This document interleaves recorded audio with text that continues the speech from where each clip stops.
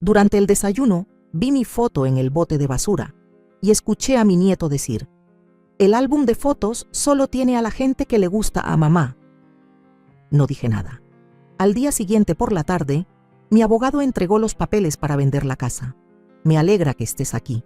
Acompáñame hasta el final de esta historia.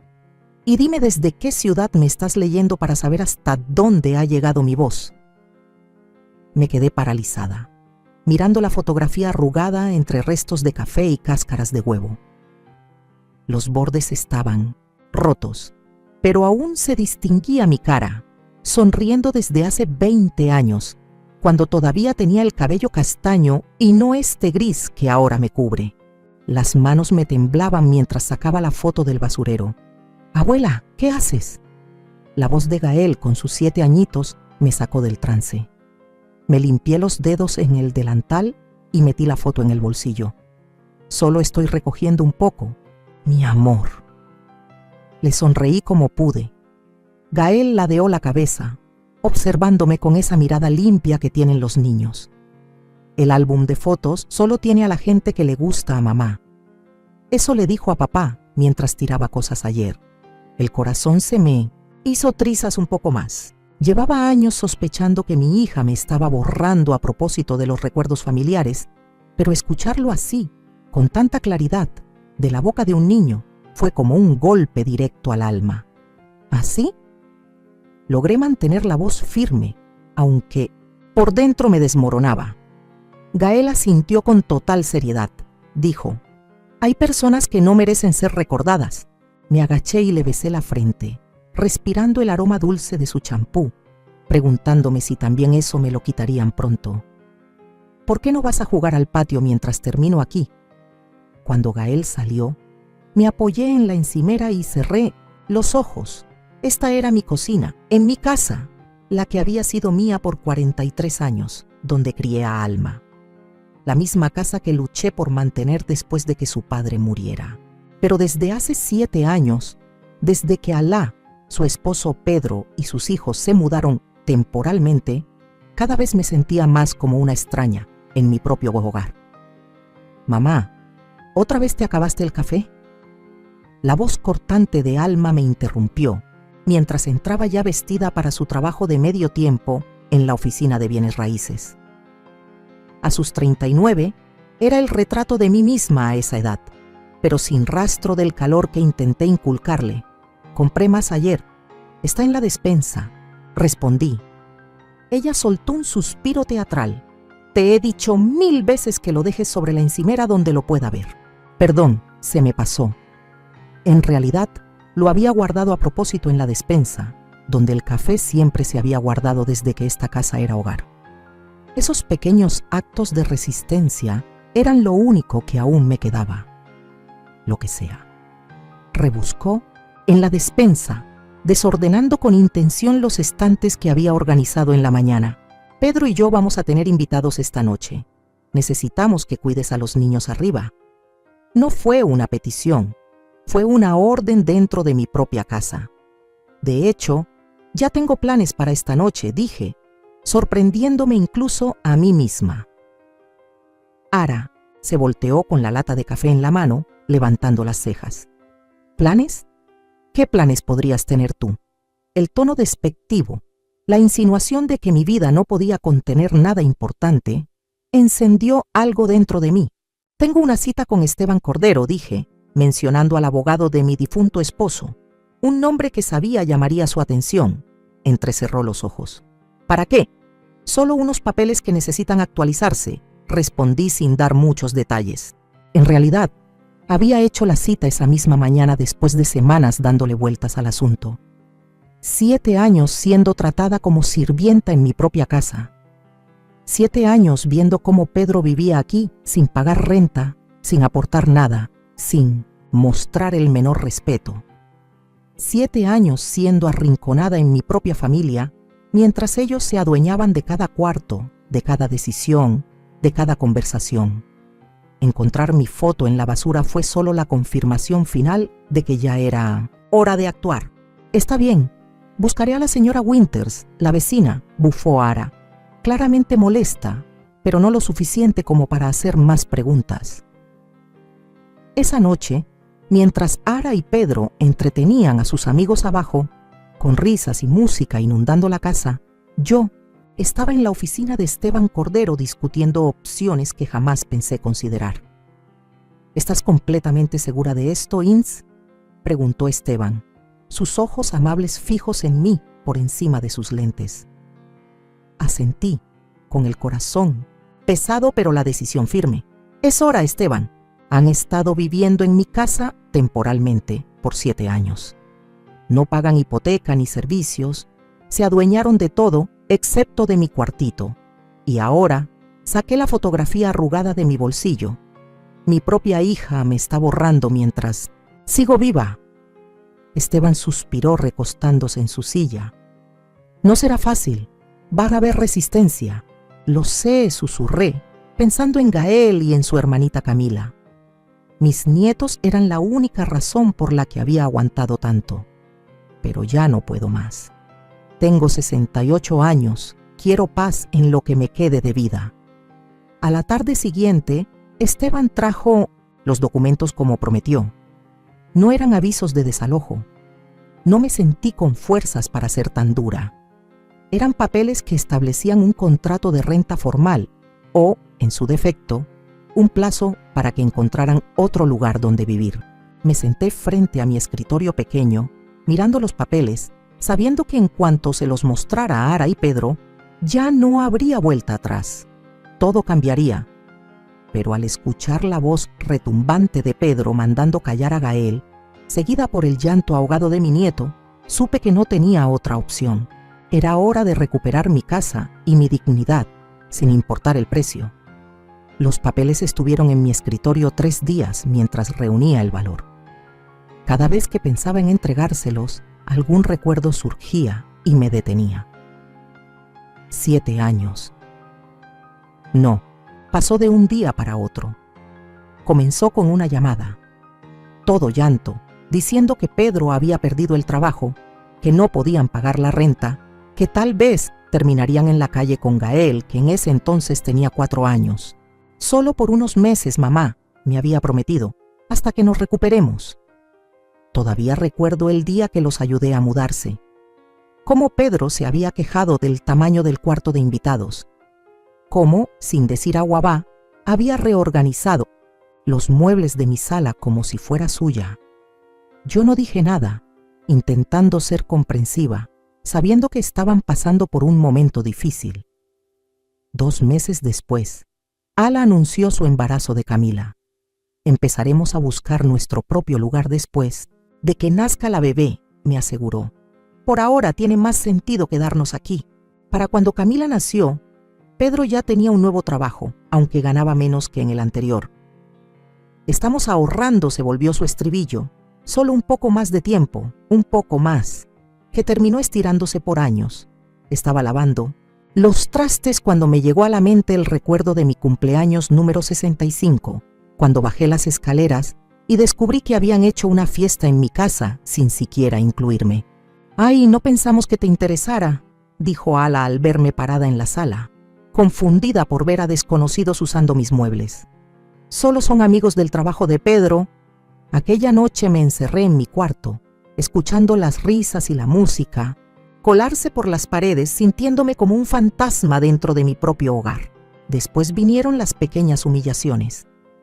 Pedro tirando por accidente mi sillón favorito, diciendo que ya estaba muy viejo.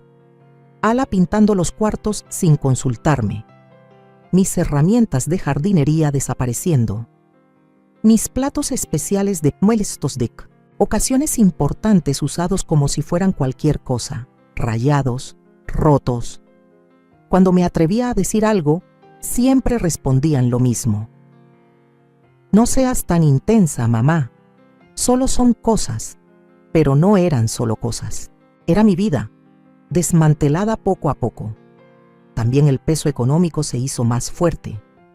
Mi pensión modesta y el seguro social, que antes me alcanzaban bien, ahora se estiraban para cubrir a 5 personas. La cuenta del súper se triplicó. Las de la luz, por los cielos, con tantas teles y computadoras encendidas todo el día. Cuando se descompuso el calentador, fue mi ahorro el que pagó el reemplazo. Te lo vamos a devolver en cuanto podamos, decía Pedro siempre, pero ese día nunca llegó. Y luego estaban los comentarios que dejaban caer a propósito donde yo podía oírlos. Mamá ya se está volviendo olvidadiza. Ya deberíamos ir pensando qué hacer con ella. Esta casa ya le queda grande. No estaba olvidadiza, no era incapaz. Me estaban minando a propósito. El portazo de la entrada me sacó del pensamiento. Pasos pesados se acercaron a mi habitación, el único rincón que todavía sentía algo mío, aunque incluso eso ya era invadido con frecuencia. La voz de Pedro resonó a través de la puerta antes de abrirla sin tocar. ¿Has visto mi saco gris? Ala dijo que lo dejó aquí, después de organizar los closets. ¿Organizar los closets? Una forma bonita de decir lo que realmente pasó. Ala había decidido que mi closet era un espacio desperdiciado, ya que según ella casi no tenía ropa, y metió la mitad de sus cosas ahí. Lo colgué en el closet del pasillo. Respondí rápido, mientras deslizaba los papeles legales debajo de una revista. Pedro frunció el ceño y cruzó los brazos. A sus 42 años, era un hombre corpulento que solía imponer con su presencia, siempre colocándose demasiado cerca al hablar conmigo. Ya revisé ahí. Entonces no sé dónde está, respondí con voz tranquila. Quizás deberías preguntar. Ella no está en casa, replicó con fastidio. Se llevó a los niños a esa fiesta de cumpleaños. Ya voy tarde para una entrevista. ¿Una entrevista? Eso era nuevo para mí. ¿Estás buscando otro trabajo? Él se removió, incómodo. Solo estoy viendo opciones. La construcción ya no es lo que era. Traducción. Se avecinaba otro cambio. Pedro había tenido 5 trabajos distintos en 7 años, todos supuestamente mejores que el anterior, pero ninguno lograba sacarlos del mismo agujero económico donde seguían atrapados. Ojalá te vaya bien, comenté sin emoción. Dio un paso para irse, pero se detuvo.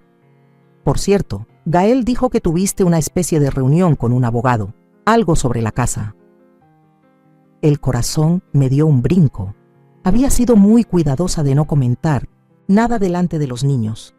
Gael debió haber entendido mal. Solo estuve actualizando unos papeles personales. Pedro me observó por un segundo más de lo necesario. Claro. Bueno, si es algo sobre la casa, deberías hablarlo con nosotros primero. Ya sabes cómo se preocupa Ara por verte manejar todo sola.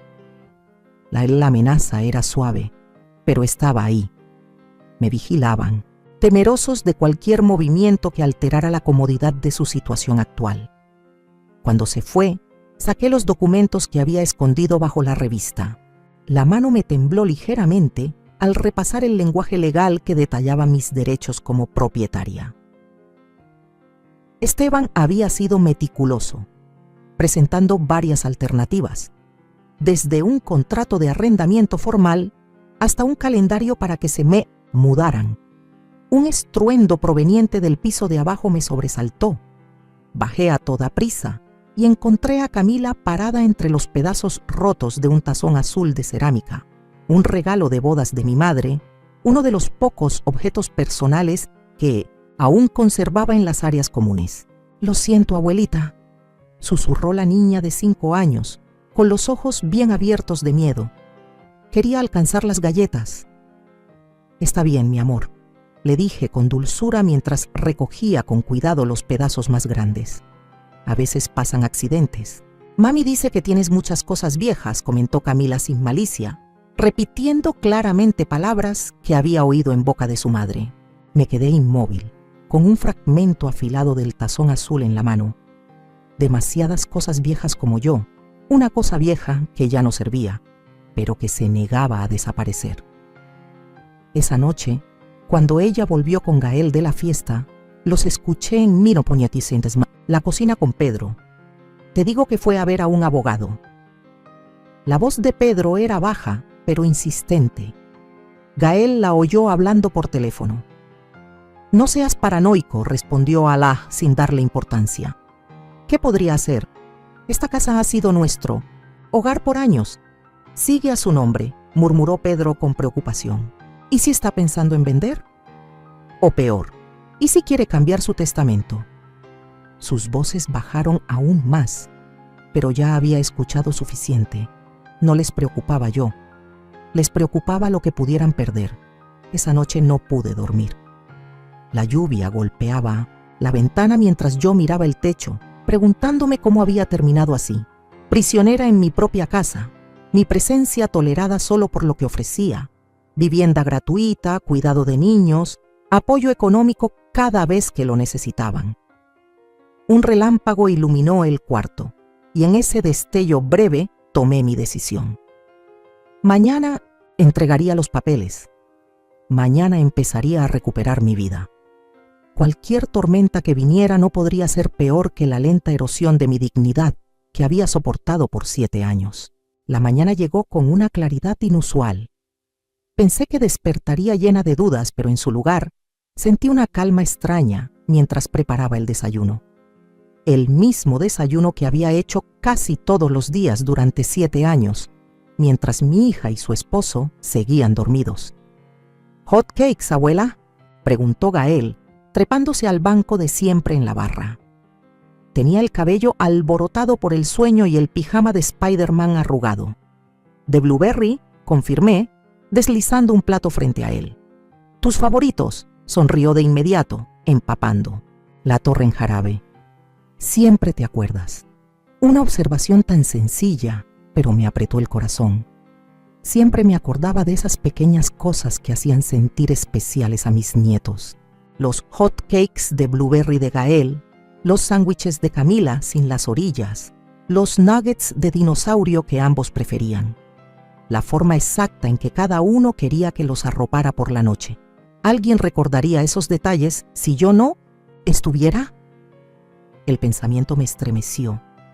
Por la mañana, Alá arrastró los pies hacia la cocina con su bata puesta, directo al café que ya le había preparado. Pedros tiene esa segunda entrevista hoy. Necesita el coche. Ni siquiera fue una petición, ni una frase completa, solo otra suposición más de que mis necesidades siempre iban al final. «Tengo una cita esta tarde», dije mientras volteaba otro hot cake. Ara frunció el ceño sobre su taza de café. «¿No puedes cambiarla? Esta entrevista es importante, también lo es mi cita». Mantuve la voz firme, concentrada en el hot cake más que en su cara incrédula. ¿Qué cita podría ser tan importante? Ese tono otra vez, el que daba por hecho que mi vida no era más que estar al servicio de ellos. Puse el último hot cake en un plato. «Necesito hablar con ustedes dos esta noche cuando los niños estén dormidos». Algo en mi tono debió hacerle clic porque los ojos de Ara se entrecerraron. «¿De qué se trata esto, mamá?». «Esta noche», repetí, dejando la espátula y saliendo de la cocina antes de que pudiera seguir preguntando. Mientras me vestía para el día, los escuché en el pasillo, susurros apurados de Ara y la voz más grave de Pedro. Ya estaban planeando, ya se estaban preparando para rebatir lo que fuera que dijera, sin siquiera haberme escuchado aún. Por un momento, me tembló la determinación. ¿Y si esto lo empeoraba todo? ¿Y si se vengaban alejando a los niños de mí? ¿Y si la confrontación se volvía fea y traumática para Gael y Camila?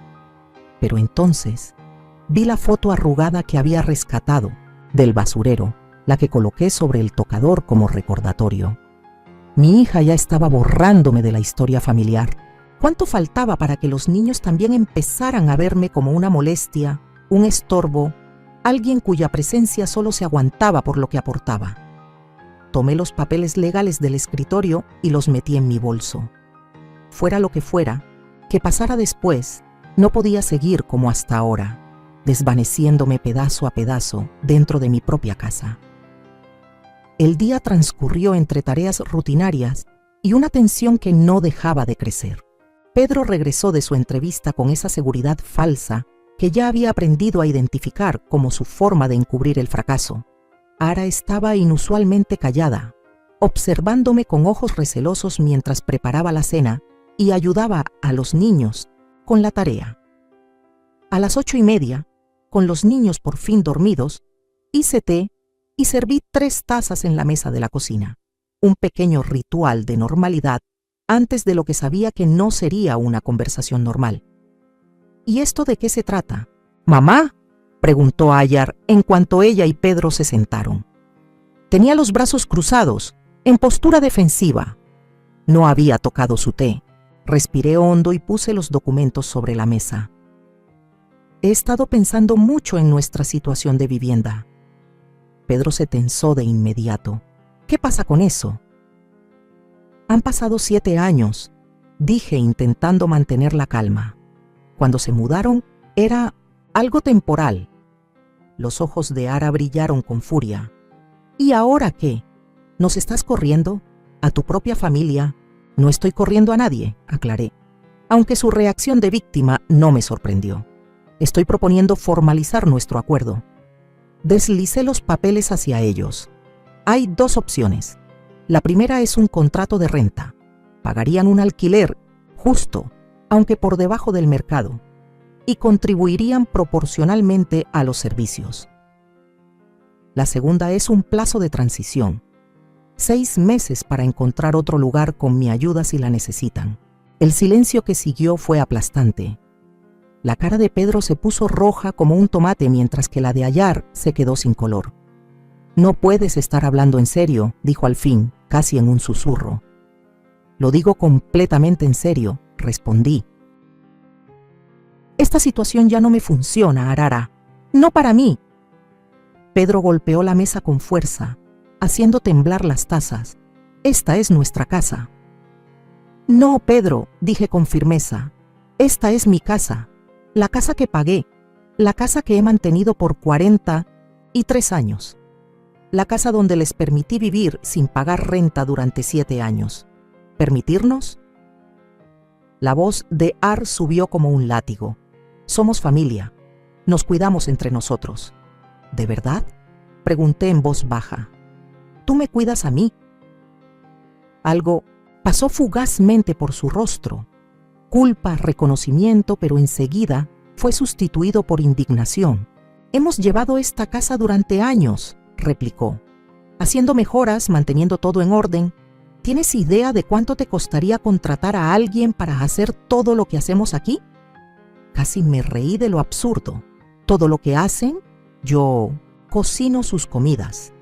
Yo limpio sus desastres.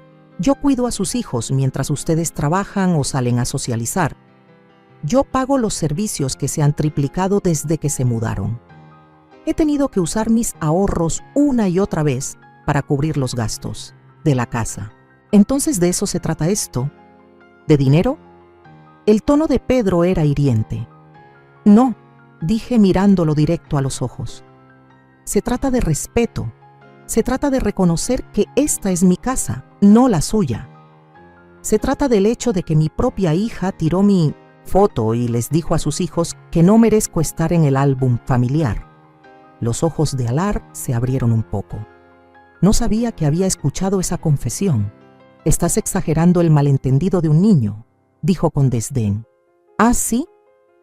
Metí la mano en el bolsillo y saqué la fotografía arrugada. La encontré en la basura de la cocina hace 3 días. Gael me vio recogerla y me dijo exactamente lo que tú dijiste. Ara se sonrojó, atrapada en su mentira. Pedro intervino rápido. «Mira, Ins, si ha habido malentendidos o sentimientos heridos, podemos solucionarlo. Pero estos papeles legales, este ultimátum, es exagerado e innecesario. He intentado hablar con ustedes 2 durante años», dije agotada. «He pedido ayuda con los gastos. He solicitado un poco de respeto básico en mi propia casa. Nada cambia».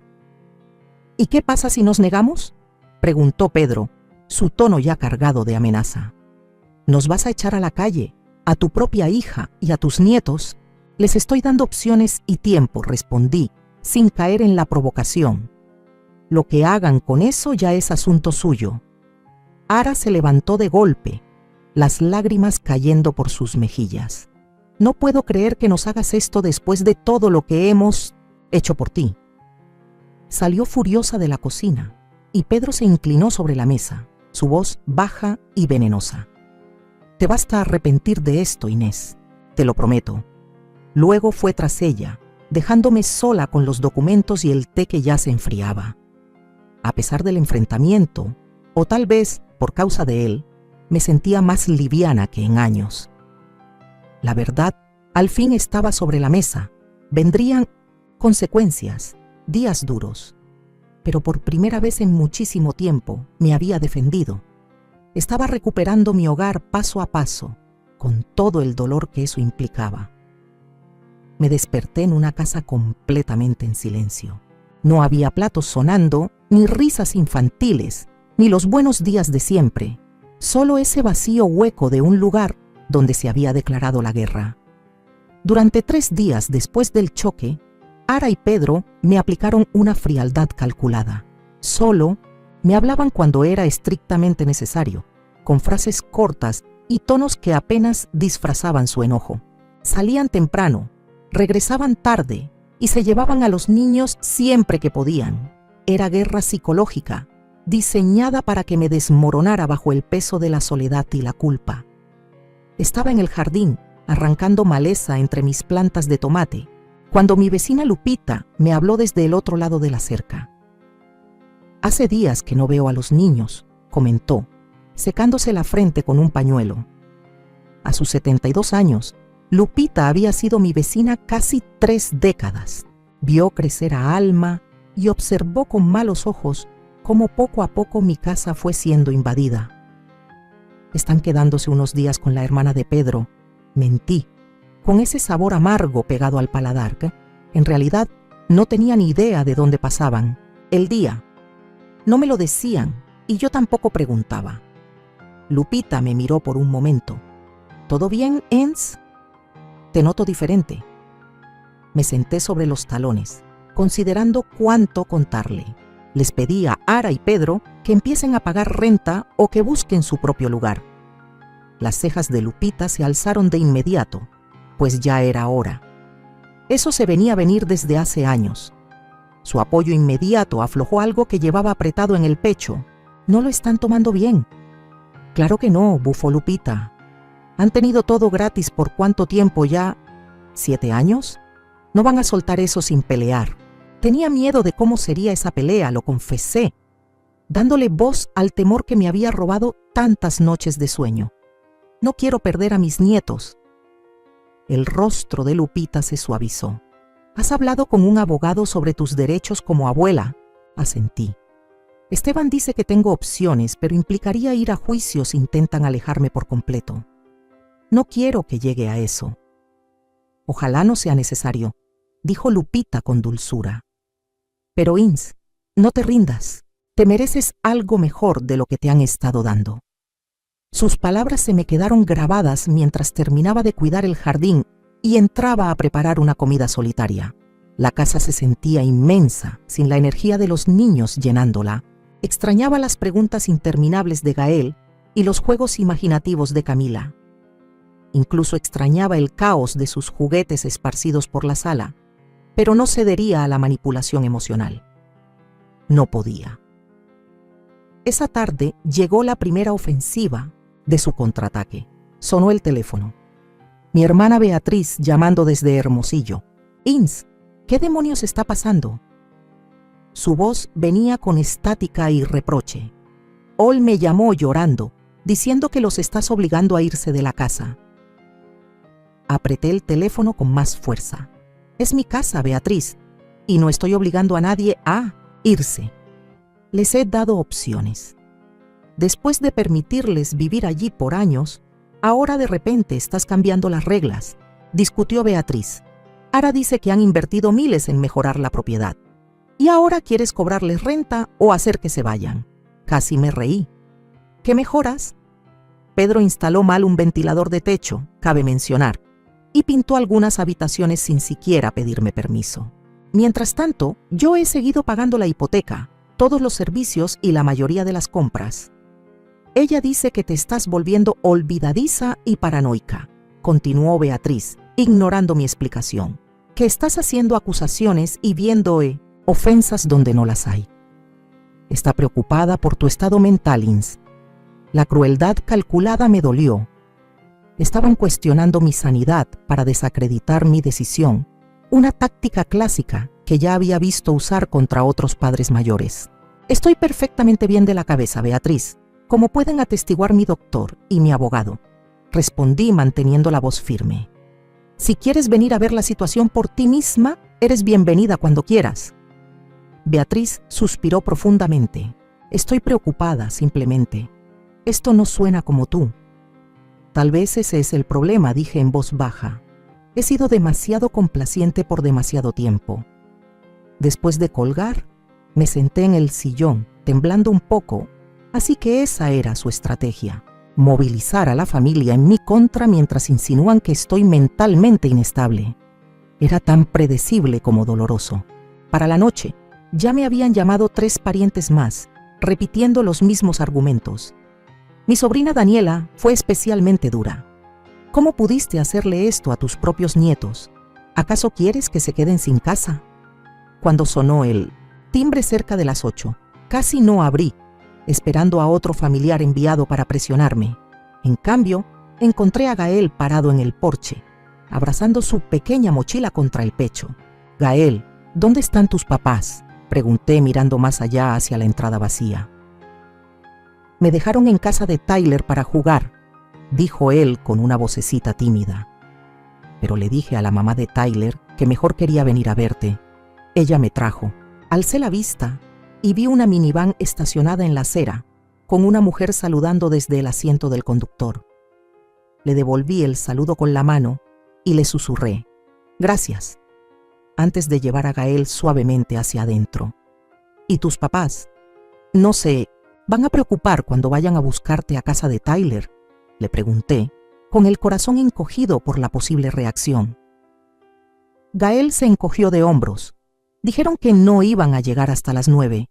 Solo quería verte, abuela, y asegurarme de que estuvieras bien. Sentí una punzada en el pecho. ¿Por qué no estaría bien, mi amor? Su labio inferior tembló. Daddy dijo que estás enferma, que estás confundida y dices cosas feas. Y Mommy estaba llorando y diciendo que quizá nos tengamos que mudar porque tú ya no nos quieres. Me agaché para estar a su altura, tomándole las manitas entre las mías. Gael, escúchame bien, no estoy enferma ni confundida, y siempre, siempre voy a quererlos a ti y a Camila en mi vida. Entonces, ¿por qué nos tenemos que mudar? Sus ojitos, tan inocentes y llenos de dudas, casi rompieron lo poco que me quedaba de fuerza. ¿Cómo explicarle a un niño de 7 años las complejidades de las relaciones entre adultos? ¿Cómo decirle que sus papás habían abusado de mi cariño por años y ahora los usaban a él y a su hermana como herramientas para manipularme? A veces empecé con cuidado. Los adultos necesitan tener su propio espacio. Eso no significa que nos queramos menos. Solo quiere decir que necesitamos ciertos límites sanos. Gael frunció el ceño. Como cuando nos dices a Camila y a mí que no entremos a tu cuarto sin tocar primero. Le sonreí con ternura. Algo así. Exactamente. Pareció pensarlo un momento. Luego asintió con seriedad. Yo siempre toco ahora, incluso cuando tu puerta está abierta. Lo sé. Eres muy respetuoso. A diferencia de tus padres, me guardé. El chirrido de un auto entrando bruscamente al camino interrumpió nuestra charla. Segundos después, la puerta principal se abrió de golpe y ella entró corriendo con el rostro desfigurado por la furia y el pánico. Gael gritó al levantarlo en brazos, «Te hemos estado buscando por todos lados». La mamá de Tyler dijo que desapareciste. «Quería ver a mi abuela», respondió Gael con naturalidad. La mirada de Ar se cruzó con la mía por encima de la cabeza del niño, cargada de reproche helado. «Debiste llamarnos de inmediato». «Acaba de llegar», respondí con calma. Y lo habría hecho si me hubieran dado su nuevo número de celular después de cambiarlo hace 3 días. Sus labios se apretaron al verse descubierta en otra de sus pequeñas maniobras. Sin decir más, Salió cargando a Gael hasta el coche donde Pedro la esperaba con el motor encendido. Los vi alejarse, sintiendo como una mezcla de tristeza y resolución se instalaba firme en mi pecho. Estaban subiendo la apuesta, usando a los niños como peones emocionales, esparciendo mentiras entre la familia, aislándome de quienes me apoyan, pero habían calculado mal. Sus maniobras no debilitaban mi determinación. Al contrario, la reforzaban, dejando claro por qué este cambio era indispensable. Cerré la puerta con llave esa noche y justo entonces sonó mi celular con un mensaje de un número desconocido. Era una foto de Gael y Camila sonriendo en un parque que no reconocí, acompañada de un mensaje: recuerda lo que está en juego. Una amenaza directa, sin disfraz. Me dejé caer en el sofá y el silencio de la casa se me vino encima como un peso físico. Por primera vez, desde que tomé mi decisión, me permití llorar. No por dudar, sino por la desgarradora certeza de que mi propia hija estaba usando a sus hijos como moneda en esta guerra por el control. Ya no era un conflicto silencioso, se había vuelto cruel. 2 semanas de estrategias frías me habían dejado agotada, pero firme. Ara y Pedro pasaron del trato silencioso al sabotaje abierto. Se les olvidaba reconectar el internet justo cuando tenía que enviar un correo a Esteban. Llamaban a técnicos sin avisarme y, lo más doloroso, restringían severamente el tiempo que podía pasar con Gael y Camila. Los niños claramente estaban confundidos por la tensión. 2 veces escuché a Gael preguntar por qué no podían estar conmigo, y las respuestas eran siempre vagas: que la abuela necesitaba espacio o que no se sentía bien. Estaba en la cocina preparando la comida cuando me llamó Lupita. «Ins, ¿tienes un minuto? Hay algo que deberías saber». Me limpié las manos con el trapo de cocina y me acerqué a la ventana que daba al patio que compartimos. «¿Qué pasa? Acabo de oír a Pedro hablando por celular en tu jardín», dijo ella en voz baja, como si alguien pudiera oírla. «Estaba hablando con alguien sobre hacer un avalúo de tu casa». Sentí un vacío en el estómago. ¿Qué? Decía que necesitaban saber el valor del mercado actual para cuando se queden con la propiedad. Esas fueron sus palabras exactas. Una furia helada me llenó el pecho. «Gracias, Lupita. Te agradezco que me lo hayas dicho. Ten cuidado, Ins, están jugando sucio». Después de colgar, me senté a la mesa de la cocina con la mente dando vueltas. ¿Qué estaban tramando exactamente? Pedro solo era optimista y pensaba que me rendiría, o ya tenían un plan para apropiarse de mi casa. Llamé a Esteban de inmediato. «No pueden quitarte tu casa, Inés», me aseguró después de que le conté lo que Lupita había escuchado. «Tu testamento actualmente deja la propiedad a Alma, pero eso se puede cambiar. Y desde luego, no tienen ningún derecho legal sobre ella mientras sigas viva. Podrían intentar que me declaren incompetente». La pausa de Esteban lo dijo todo. Es una táctica que algunos hijos adultos usan, sí, pero necesitarían pruebas médicas y no las tienen. ¿Cuándo fue tu último chequeo? Hace 3 meses. El doctor Hansen me dio un certificado de buena salud, incluyendo mis funciones cognitivas. Bien, te sugiero que consigas una copia de ese informe para archivarlo. Después de la llamada, fui a mi habitación y abrí la caja fuerte. Dentro estaban mi testamento, pólizas de seguro y una pequeña caja de joyería con las pocas piezas valiosas que heredé de mi madre. Todo parecía intacto, pero la conversación de Pedro sobre tomar el control me dejó inquieta. Saqué mi testamento con la intención de llevarlo con Esteban para una revisión inmediata. Al cerrar la caja fuerte, mi mirada se posó en la foto, enmarcada al lado de mi cama, en su graduación universitaria, sonriendo con orgullo mientras yo estaba a su lado. Fue uno de los últimos momentos realmente felices que compartimos antes de que conociera a Pedro.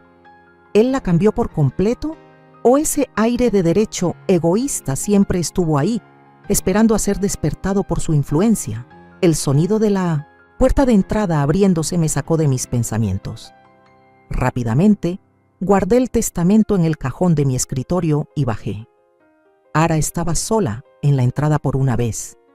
Se veía cansada, con ojeras que igualaban a las mías. «Necesitamos hablar», dijo con una voz que carecía de su tono habitual. Con cautela ante otra posible manipulación, asentí y la guié hacia la sala. Nos sentamos en extremos opuestos del sofá que compré hace 30 años. Un sofá que han querido reemplazar durante años, diciendo que ya está pasado de moda. «Pedro y yo hemos hablado sobre tu propuesta», comenzó, eligiendo sus palabras con cuidado. «Hemos decidido que podemos pagar $400 al mes de renta». Casi me reí. El precio justo por una casa de 3 habitaciones en este vecindario es 3 veces más. «Eso no es suficiente, Lara». Sus labios se apretaron. «Es todo lo que podemos pagar ahora». «Eso no es verdad, y ambas lo sabemos», respondí con calma. «Pedro gana buen dinero en la constructora. Tú trabajas medio tiempo. No tienen préstamos estudiantiles, ni pagos de auto, y han vivido sin pagar renta por 7 años. ¿A dónde va su dinero?». La pregunta quedó flotando entre nosotras. Nunca la había enfrentado directamente sobre sus finanzas, acostumbrada a aceptar cualquier explicación que me dieran. «Eso no es asunto tuyo», dijo al fin, pero sus ojos evitaron los míos. «Se vuelve asunto mío cuando viven en mi casa y se hacen pasar por pobres para no pagar una renta justa». Ara se irguió. «Está bien, $600, ese es nuestro último ofrecimiento». Negué con la cabeza. El contrato de renta que Esteban redactó establece el monto en $1,200, que aún está por debajo del valor de mercado. También requiere que paguen 1/3 de los servicios y mantengan un seguro de inquilino. «Eso es ridículo», su voz se alzó con fuerza. «Somos familia, no inquilinos». «La familia respeta los límites», dije en voz baja. «La familia aporta, no borra, a sus miembros de los álbumes de fotos, ni inventa mentiras sobre un supuesto deterioro mental». Sus mejillas se encendieron. Gael malinterpretó lo que oyó. Y esa foto estaba dañada. Iba a reemplazarla. La mentira era tan obvia que ni siquiera me tomé la molestia de discutirla. En su lugar, tomé el sobre manila que había dejado en la mesa de centro esa mañana, anticipando esta conversación. «Estas son tus opciones: pagar la renta justa que se indica en este acuerdo o empezar a buscar otro lugar para mudarse en un plazo de 60 días. Incluí información sobre varios departamentos accesibles en zonas con buenas escuelas para los niños. Ella miró el sobre como si fuera a morderla. «No puedes estar hablando en serio. Nunca he hablado más en serio en mi vida». Sus ojos se llenaron de lágrimas. Ya no sabía si eran verdaderas o parte de su estrategia. ¿A dónde se supone que vayamos? ¿Cómo puedes hacerle esto a tus propios nietos? La manipulación emocional era tan predecible que ya no tenía efecto. No le estoy haciendo nada a mis nietos. Estoy poniendo límites sanos con mi hija adulta y su esposo después de años de abusos. ¿Abusos? Su voz se quebró de indignación. Hemos llevado esta casa, criado a los niños, trabajado tiempo completo en una casa que ni siquiera pagas. La interrumpí perdiendo por fin la paciencia. Usan los servicios sin aportar. Comen comida que mayormente yo compro y me tratan como si fuera una intrusa en mi propio hogar. Todos se pusieron de pie de golpe. No puedo creer lo egoísta que te has vuelto. Papá se avergonzaría de ti. La mención de mi difunto esposo, su padre, fue un golpe calculado. Me dolió, pero no como ella esperaba. Tu padre valoraba el respeto propio por encima de todo. Dije con voz firme, aunque el dolor me atravesaba el pecho. Se mató trabajando para pagar esta casa y asegurarse de que yo tuviera un lugar seguro donde vivir. Le rompería el corazón ver cómo has pisoteado ese legado. Por un instante, algo parecido a la vergüenza pasó por el rostro de Ara. Luego su expresión se endureció de nuevo. Pedro tenía razón. Ya no se puede razonar contigo. Agarró el sobre de la mesa. Vamos a revisar esto, pero no esperes que simplemente aceptemos tus condiciones. Las condiciones no son negociables, Ara, dije con firmeza, O firmas el contrato de renta antes de que termine la semana, o me das la fecha en que piensas mudarte. Se dio vuelta para irse, pero se detuvo en el marco de la puerta. Sabes, si nos echas, puede que nunca vuelvas a ver a Gael y a Camila. ¿De verdad quieres eso? La amenaza quedó suspendida en el aire, fea y directa, ya no disfrazada. Esa sería tu decisión, no la mía, respondí, luchando por mantener la voz firme. Y eso lo diría todo sobre en quién me he convertido.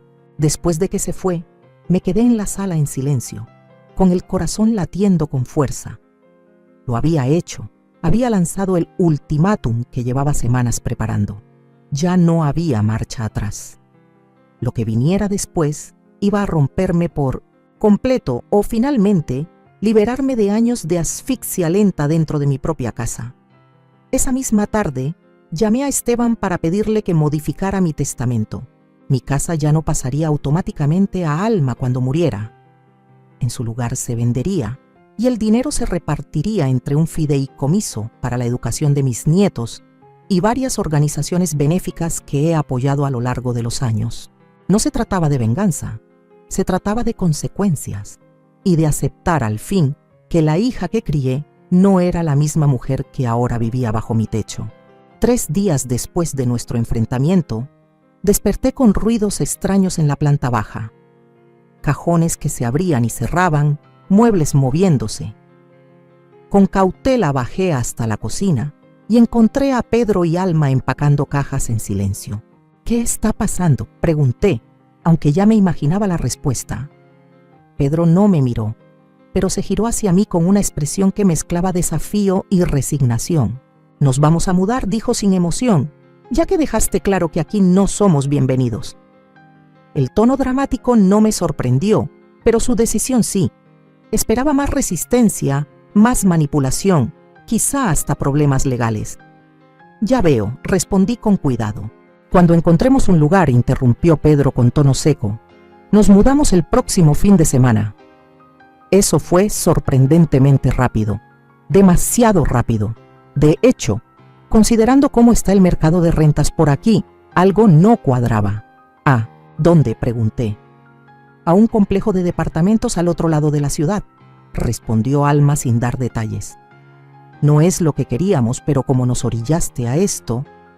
La culpa que intentaba cargarme era tan obvia que casi me dio risa. «Me alegra que hayan encontrado algo adecuado». Pedro bufó con desprecio, pero no dijo nada más. Siguieron empacando en un silencio tenso, ignorándome mientras yo me preparaba mi café. Más tarde ese día, mientras ellos estaban fuera, Lupita volvió a llamar. «Ins, creo que deberías saber que los papás de Pedro compraron un condominio el mes pasado. Acabo de escucharle decirle a su amiga que se van a mudar ahí, no a un departamento. Todo encajó. Ese era su plan. Hacerme sentir culpable por obligarlos a vivir en un departamento estrecho, cuando en realidad se mudarían a un condominio. Al parecer sus papás viven en Veracruz casi todo el año, así que tendrán el lugar para ellos solos». Ara se reía, diciendo que tampoco tendrían que pagar renta allá. Solté un suspiro, sin sorpresa pero sí con una desilusión amarga ante su deshonestidad constante. «Gracias por decírmelo, Lupita. ¿Vas a enfrentarlos?». Me lo pensé. No, si se van por su cuenta, eso es lo que importa. Que se lleven su orgullo junto con su mentirita. La semana que siguió fue tensa, pero rendidora. Ara y Pedro empacaron con cuidado, llevándose mucho más de lo que alguna vez trajeron a esta casa, incluyendo varias cosas que eran mías. No dije nada sobre las bandejas para servir que desaparecieron, ni sobre las herramientas eléctricas que se esfumaron, ni las toallas buenas que ya no estaban. Un precio pequeño por mi libertad. Los niños, en cambio, eran otro cuento.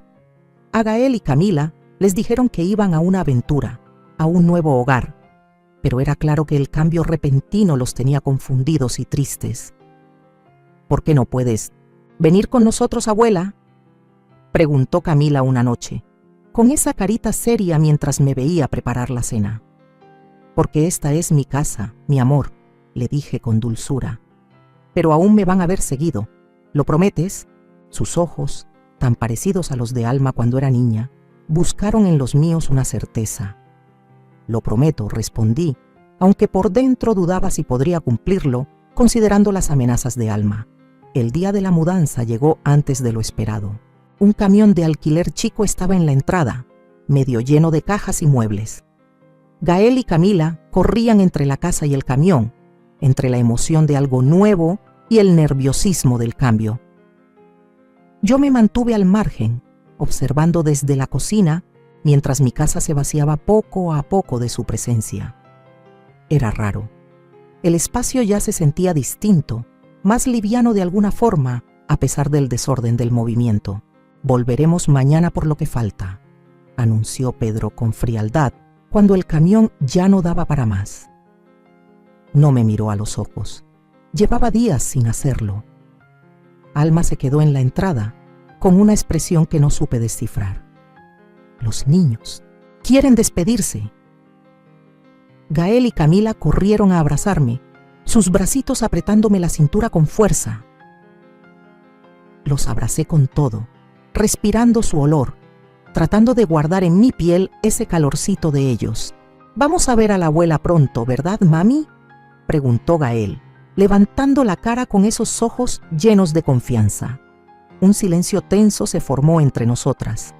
Era ese instante, el momento en que Alma decidiría si respetaba la relación de los niños conmigo o si comenzaba a cortar ese lazo. Algo cambió en su rostro. Tal vez entendió lo que significaba. Tal vez simplemente estaba agotada por todo esto. «Sí», dijo al fin. «Vamos a organizar un horario para visitarla seguido». Sentí un alivio enorme, aunque sabía que no debía confiar del todo en esa promesa. Pero era algo. Una rendija donde antes solo veía una puerta cerrada. Después de que se fueron, caminé despacio por la casa, repasando mentalmente los espacios que volvieron a ser míos. Tomaría tiempo llenarlos de nuevo con mis cosas, mis decisiones. Pero por primera vez en 7 años podía hacerlo. Esa tarde me senté en el porche de atrás, con una copa de vino, viendo cómo el sol se escondía. Casi nunca lo hacía cuando la casa estaba llena de su caos. El silencio se sentía sagrado, no solitario. Sonó el celular. En la pantalla apareció el nombre de Gael. En realidad era el de su madre, pero ella lo había guardado así para las videollamadas conmigo. «Abuela, ¿puedes ver nuestra nueva casa?». La carita emocionada de Gael llenó la pantalla mientras giraba en círculos, mostrando a toda velocidad lo que claramente no era un departamento, sino un condominio amplio, con techos altos y ventanas enormes. «Se ve precioso, Gael», le dije, evitando comentar la evidente mentira sobre a dónde se habían mudado. «¿Y sabes qué? Tengo mi propio cuarto y hay una alberca». Su emoción era contagiosa, aliviando un poco mi inquietud sobre cómo se adaptarían los niños. Platicamos unos minutos más antes de que se escuchara la voz de Ar desde fuera de cámara. «Hora de dormir, Gael». Se despidió rápido y, para mi sorpresa, ella apareció en la pantalla. «Los niños querían saludarte», dijo con un tono neutro sin ser hostil. «Me alegra que lo hicieran. Se ven entusiasmados con el nuevo lugar». Asintió, dudó un poco y luego añadió: «Los papás de Pedro nos ofrecieron su condominio. No era lo que teníamos planeado». La mentira innecesaria quedó suspendida entre nosotras. Solo asentí, sin ganas de desafiarla ni romper ese frágil momento de comunicación tranquila. «Llevaremos a los niños este fin de semana, si te parece», continuó. «Ya preguntan cuándo te verán». «Me encantaría», respondí con cuidado. Cuando colgamos, me quedé en el porche hasta que salieron las estrellas, pensando en lo rápido que todo había cambiado. La casa detrás de mí estaba más vacía, pero de algún modo llena de posibilidades. El dolor de estas semanas, de estos años, no había desaparecido. pero se había transformado en algo más llevadero. En los meses siguientes se fue creando una nueva rutina. Ara y Pedro mantenían una distancia fría, pero cumplieron su palabra y trajeron a los niños con regularidad. Gael y Camila pasaban un fin de semana al mes conmigo y cenábamos juntos casi todas las semanas. Poco a poco recuperé mi hogar. Convertí la antigua habitación de Ara y Pedro en una sala de costura, un pasatiempo que había dejado hace años. Los cuartos de los niños los dejé tal cual para sus visitas, aunque los pinté con colores elegidos por mí. Volví a conectar con amistades de hace años, me uní a un club de lectura en la biblioteca del barrio y hasta empecé a salir con un viudo amable que vivía 3 casas más allá, Francisco. La vida comenzó a expandirse, ocupando esos rincones que habían estado comprimidos por tanto tiempo. Un año después de que se mudaran, me llamó un martes por la tarde. Mamá. Su voz sonaba distinta, con una duda suave, casi frágil. He estado pensando mucho últimamente en cómo eran las cosas cuando vivíamos contigo. Esperé, sin querer, interrumpir esa confesión que parecía difícil de pronunciar. No fui justa contigo, continuó. No fuimos justos. Creo que siempre sentí que tenía derecho a tu casa, a tu ayuda, a tus cosas, como si fuera algo que me tocaba por obligación. ¿Qué cambió?, pregunté con suavidad. Se rió, pero fue una risa más de burla hacia sí misma que de amargura. Los papás de Pedro regresaron antes de tiempo de Veracruz. Llevamos ya 2 meses viviendo con ellos y ha sido complicado. Creo que por fin entiendo cómo te sentías tú. Ninguna de las dos perdió de vista la ironía. No estoy pidiendo volver, aclaró rápido. Solo quería decirte que lo siento por cómo te tratamos, por haber abusado de ti. No fue una reconciliación completa. Aún quedaban heridas que tal vez nunca sanarían del todo. Una confianza que tomaría años en reconstruirse, pero fue un comienzo. Un reconocimiento que quizá un día nos lleve a algo mejor. Gracias por decirlo, respondí, con la voz cargada de una emoción inesperada. Significa mucho escucharlo. Esa misma noche, me senté en mi jardín, viendo cómo las luciérnagas se alzaban desde el pasto en arcos suaves y luminosos. Mi casa volvía a ser verdaderamente mía. No solo la estructura física, sino la paz que contenía. El control sobre mi propio espacio y mi vida, el dolor de la confrontación, el miedo a perder, la incertidumbre del cambio. Todo había valido la pena por esta pequeña victoria silenciosa. No solo había recuperado mi casa, había vuelto a mí misma. A los 69 años, por fin entendí que defenderse no es egoísta, es necesario, es sanador, es amor en su forma más honesta, tanto hacia una misma como hacia quienes deben aprender el valor de los límites. Bajo la luz suave de la tarde, rodeada del jardín que había cuidado por décadas, ya no era solo madre ni solo abuela. Era Ens, y eso al fin era suficiente. Aquel día, sentada en el jardín mientras el cielo se tornaba violeta y los grillos comenzaban su concierto nocturno, me di cuenta de algo que nunca antes había tenido el valor de aceptar. No estaba sola. Quizás la casa estuviera en silencio. Quizás mis días ya no giraban alrededor de los demás, pero por primera vez en años, mi vida era mía. Había confundido el amor con la entrega absoluta, la familia con la obligación perpetua y el rol de madre con el sacrificio sin límites. Me enseñaron que una buena madre se da entera, que siempre dice que sí, que aguanta por el bien de los hijos. Pero eso lo aprendí demasiado tarde. No es amor, es sumisión. El verdadero amor nace del respeto, y respetar también es saber decir basta. Es marcar una línea y decir, de aquí no pasas. Es enseñarle a los que amamos que no se ama a costas del otro, que el afecto no se demuestra invadiendo, manipulando ni aplastando. Por años acepté que mi voz no valía. Por años permití que me convirtieran en una sombra útil, funcional, incómoda. Y al hacerlo, sin querer, les enseñé a mis hijos que mi existencia era algo dado por sentado. Ese fue mi error, uno que muchas mujeres cometemos, sobre todo las de mi generación. Nos tragamos la tristeza, cubrimos las grietas con sonrisas y seguimos adelante como si no pasara nada. Pero pasa, se acumula, se pudre por dentro.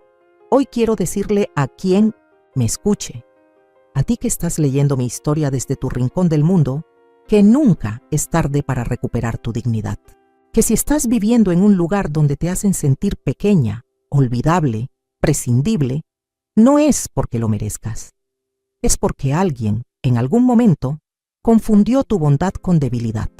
Y tú, por cansancio o por amor mal entendido, les creíste. Pues aquí estoy yo, con mis 69 años, con las canas que ya no intento ocultar, diciendo en voz alta que merezco respeto, que no es tarde para volver a empezar, ni para volver a ocupar el lugar que me corresponde en mi propia historia. No les guardo rencor, no a ellos. Me tomó mucho tiempo comprender que el rencor solo prolonga la prisión. Tampoco me engaño. La relación con mi hija no será fácil. Quizás nunca vuelva a ser lo que fue. Pero hay algo que ya no estoy dispuesta a sacrificar. Mi paz. Esa que ahora se siente en cada rincón de mi casa, en cada flor que cuido, en cada mañana donde desayuno en silencio sin sentirme invisible. Me gustaría que, si esta historia resonó en ti, no te la guardes. Cuéntala, compártela, porque hay miles de mujeres como yo encerradas en una cárcel sin barrotes, esperando que alguien les diga que tienen permiso de vivir para sí mismas, que no deben pedir disculpas por ponerse en primer lugar. Yo viví años bajo el techo del miedo a ser egoísta. Hoy entiendo que ser justa conmigo no es egoísmo, es justicia, es amor propio. Y ese es el mensaje que quiero dejarte. Nunca es tarde para volver a ti misma, para reclamar lo que es tuyo, para ser simplemente tú ahora. Dime tú, ¿qué harías si fueras yo? ¿Has vivido algo similar? Te leo en los comentarios y gracias de corazón por acompañarme hasta aquí. Ahora tengo curiosidad por ti, que estás escuchando mi historia. ¿Qué harías si estuvieras en mi lugar? ¿Te ha tocado vivir algo parecido? Déjamelo en los comentarios. Mientras tanto, te dejo en la pantalla final otras 2 historias que son favoritas del canal y que sin duda te van a sorprender. Gracias por quedarte hasta aquí.